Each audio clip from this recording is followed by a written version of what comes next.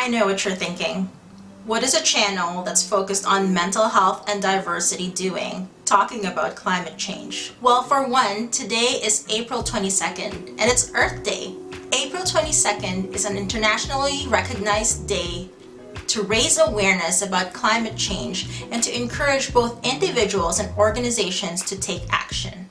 So in this video, I'll be going over the intersection between mental health, climate change, and social justice, and I will share with you 5 things that I do in order to take care of our planet. If you're already familiar with how these 3 things are interconnected, feel free to skip to the timestamp noted below. And please don't forget to hit like if you enjoyed this video. The American Psychological Association defined eco-anxiety as a chronic fear about environmental doom. It is characterized by severe and debilitating worry about climate and environmental risks and can elicit reactions such as loss of appetite, sleeplessness, and panic attacks. Although eco-anxiety is not a condition that's diagnosable through the DSM-5, this terminology has been getting increasing social media attention over the past 4 years. It's important to note, though, that worries about climate change have existed well before this terminology was formally defined. Native communities like the Inuit, whose survival and livelihood depends on the health of their surroundings, have been concerned about humanity's impact on Mother Earth ever since the first European settlers arrived. And historically, whether it's in our own backyards or halfway around the world, marginalized communities tend to be the one most greatly impacted by climate change, even though they're the ones least responsible for causing it. So as some of you guys know, I grew up in the Philippines. But ironically, even though I was taught about ocean climate pattern changes and I was very familiar with the pollution problem in the Pasig River and Smoky Mountain, I actually didn't feel eco-anxiety until November 2013, when Typhoon Haiyan made landfall in the central regions of the Philippines. Known in the country as Category 5 storm Super Typhoon Yolanda, this typhoon impacted more than 14 million people in my home country.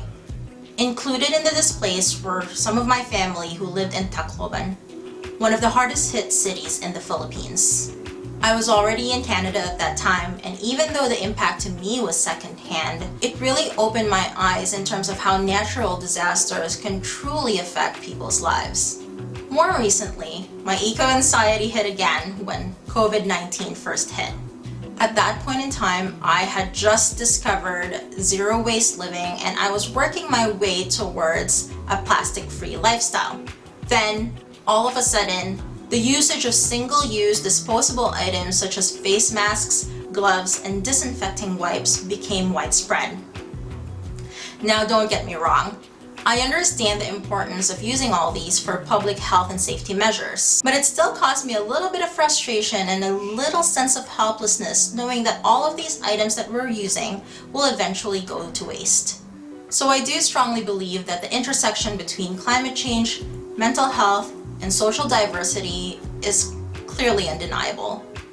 Whether it's trauma caused by natural disasters, chronic stress due to precarious living conditions, or just general anxiety from the unknowable future, it's important that we recognize how these 3 worlds collide so that we can, in our own ways, take action.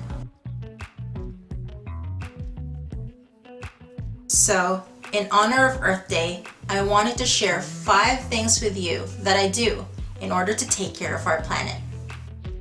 I stopped looking for sales and stockpiling. I used to love finding sales, couponing, and just having a stockpile of items. Then I realized the amount of waste caused by this habit. Food would normally go bad before I finish it, and even non-perishable items, their quality would deteriorate if I keep them beyond their shelf life. So to battle my sale finding, couponing, and stockpiling habit, I really had to reframe what I considered a good deal. And I started focusing on items that either have multiple uses or are sold in larger quantities so that I'm no longer buying things in small individual packages. This shift in mindset not only allowed me to reduce the amount of waste I produced, it also freed me from the unnecessary mental load that would have been required for me to manage a larger inventory of household items. I shop at small, local businesses that provide low waste options. We live in a consumerist society, and I know I'm never going to get away with never purchasing anything. So whenever possible, I try to look for alternatives. Specifically, I try to shop at local, brick-and-mortar, zero-waste stores that provide me a wide variety of sustainable options. Admittedly, at first, I didn't know where to start, and the convenience of going to a big box store just made the transition much harder.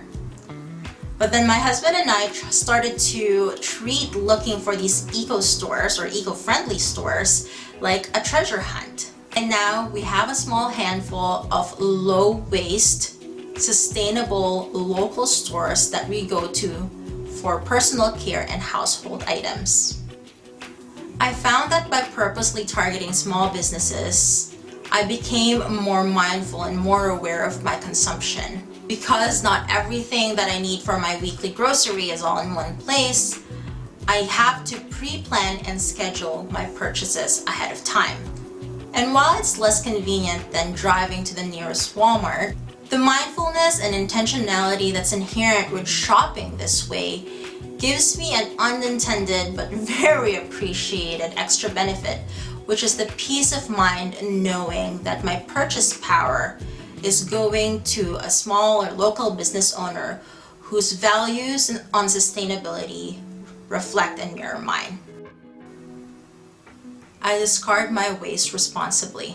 For those who aren't familiar about the term zero waste, this actually doesn't mean really never making any waste. This terminology refers more to a lifestyle where you try to reduce your carbon footprint as best as you can. We all obviously still generate some sort of trash in our day-to-day lives, but we can help reduce the impact of that by making sure that we discard our waste responsibly. I do my part by making sure that we follow our local waste management guidelines. I also supplement this by finding private programs such as TerraCycle that's able to take the items that my city is not able to process or recycle properly. And when there's something that's still in good condition but I no longer need, I try to find a second home for these items by posting on online buy and sell or trade communities, normally for free, or donating it to a thrift store that I know will discard any items that they can't sell as responsibly as possible as well.